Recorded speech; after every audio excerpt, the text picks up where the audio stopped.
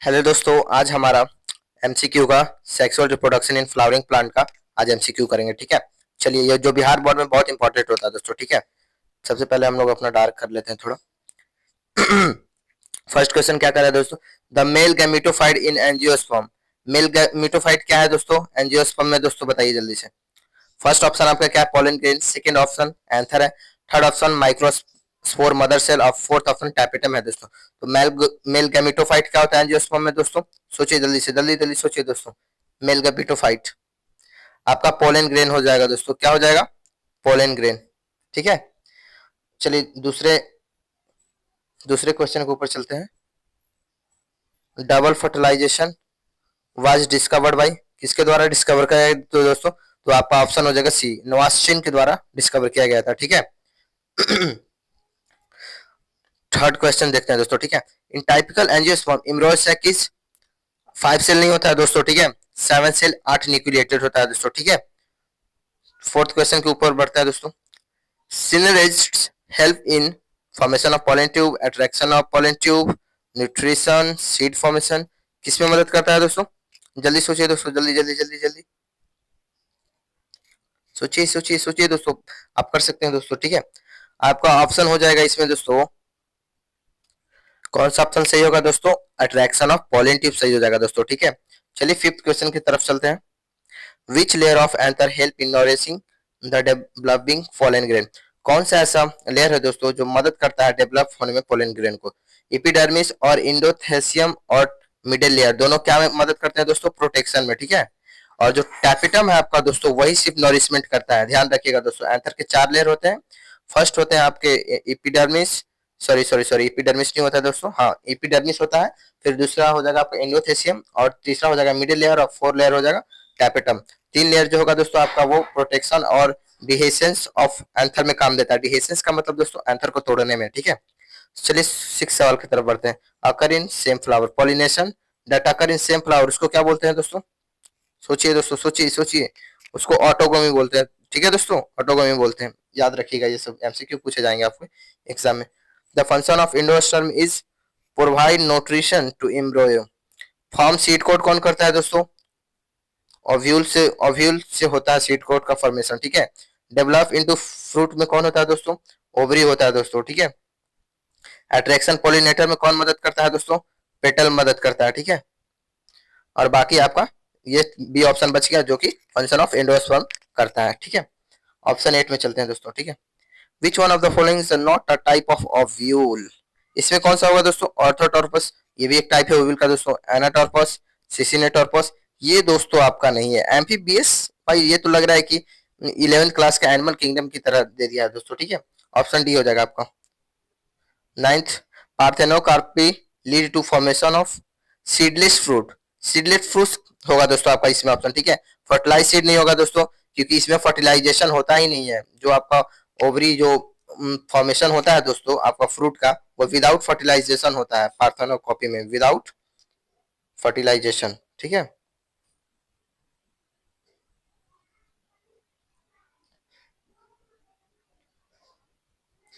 चलिए आगे बढ़ते हैं। आपका ऑप्शन ए सही हो जाएगा दोस्तों। ठीक है, ध्यान रखिएगा। Which hormone is responsible for inducing parthenocarpy? ये भी याद रखिएगा दोस्तों, ये इंपॉर्टेंट होता है। ठीक है, ऑक्सिन मदद करता है दोस्तों सेल डिवाइड करने में। ठीक है, जो कि ऑक्सीजन सेल डिवाइड करने में मदद करता है। कहाँ दोस्तों? जहाँ पे सूरज की रोशनी पड़ रही है उसके बैक साइड में, जहाँ पे छाया है उस साइड ज्यादा ग्रो होता है ऑक्सीजन। ठीक है, साइटोकाइनिन भी सेल के, साइटो मतलब होता है दोस्तों सेल, और काइनिन का मतलब डिवीजन होता है दोस्तों। ठीक है, तो ये सेल को डिवीजन में मदद करता है, पार्थेनोकार्पी को नहीं। ठीक है, आपका सही ऑप्शन हो जाएगा दोस्तों गिबरेलिन। इथिलीन क्या करता है दोस्तों? इथिलीन आपको फ्रूट को पकाने में मदद करता है, फ्रूट राइपनिंग में मदद करता है। ठीक है,